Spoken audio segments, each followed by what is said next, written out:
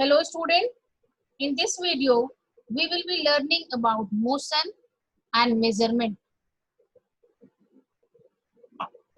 Coming to our first topic, motion. The movement of an object is called motion.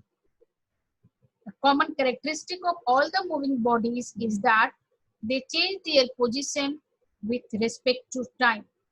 So an object change in position relative to a reference point with time is called motion.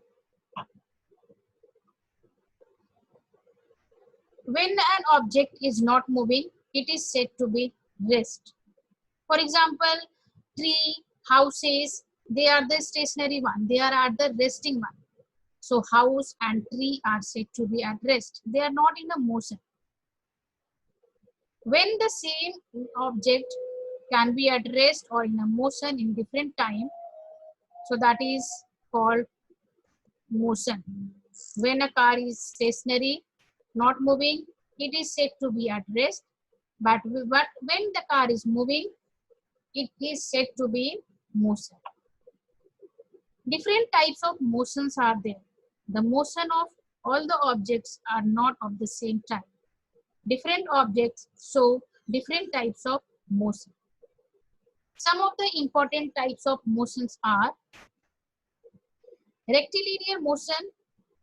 Motion in a straight line is called rectilinear motion.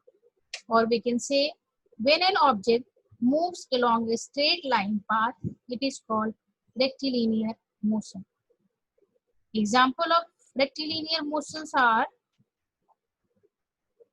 motion of a train on a straight track, motion of a falling stone, motion of the boy sliding down a slope. Second type of motion is curvilinear motion.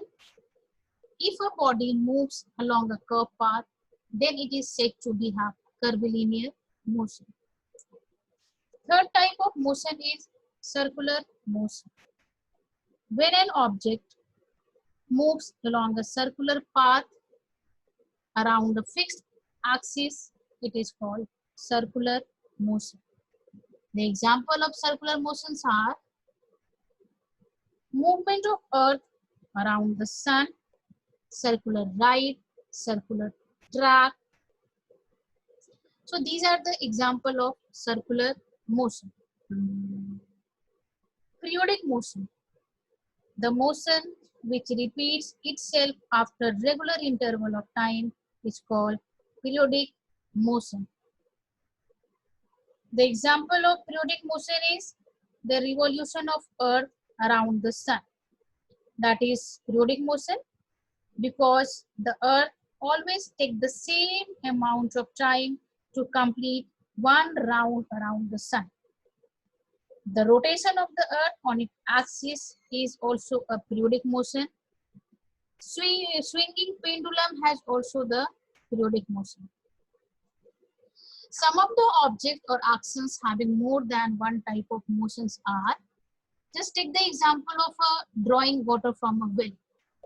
In this case, movement of the pulley on which rope is moving, that is the circular motion, and movement of bucket, that is having the linear motion. Frisbee, in this, the frisbee has rotational motion as well as linear motion. Sewing machine, needle of the sewing machine oscillates and the wheel rotates in a circular motion. Next topic, we are just coming to units of measurement in ancient time.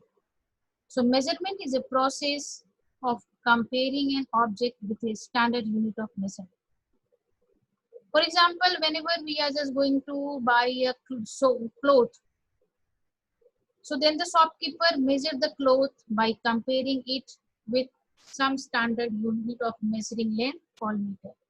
So in ancient time, when this standard unit was not discovered, they were using their body parts to measure the distance. And they were using hand span, cubit, and foot span to measure the length. But by using their body parts, the measurement, it was not uniform in all the cases. That was varying from person to person. Hence, they are not the standard unit of measurement of length. In order to have a uniformity in the measurement of various physical quantities like length, mass, and time, the scientists have adopted international system of units that is known as Systeme International Unit SI unit. The SI unit of length is meter, and each meter is divided into 100 equal division, that is called centimeter, and each centimeter has a 10 equal divisions called millimeter. Next thing, how we will measure the length of a curve line. If you are having the curve line, then how we will measure the length of a curve line? So for this, we have to take a thread and a scale. So in that thread, we have to put a knot near one of its end. This will be the starting point for measuring the length of the curve line. Place the knot of the thread at one of the end of the curve line and hold the thread a little distance away from the knot and keep it along the curve line with the help of right thumb. And make an ink mark on the thread where it touches the other end of the curve line. Now straight the thread and measure its length between the knot and the ink mark by keeping it along a scale. This will give us the length of the curve line. Coming to the next, in case of a broken scale, means if your scale is being broken or the damaged zero mark or the broken left part, how we will measure the length? So in this case, if the zero mark of a scale is broken one, so measure the length of an object starting from 1 centimeter mark of the scale or the 2 centimeter from where it is being broken, and then subtract from the reading taken at the right end to get the actual length of the object. Coming to the next, what are the precautions to be taken while using a scale? Whenever we are using the scale to measure the length of any object, so which precautions we have to keep it in our mind? So the precautions to be taken while using a meter scale to measure the length are: the scale should be placed parallel to the side of the object being measured. It should also be in touch with the object being measured. Second, most important thing is that while reading the scale, while taking the reading, the eye must be placed vertically above the scale mark being read.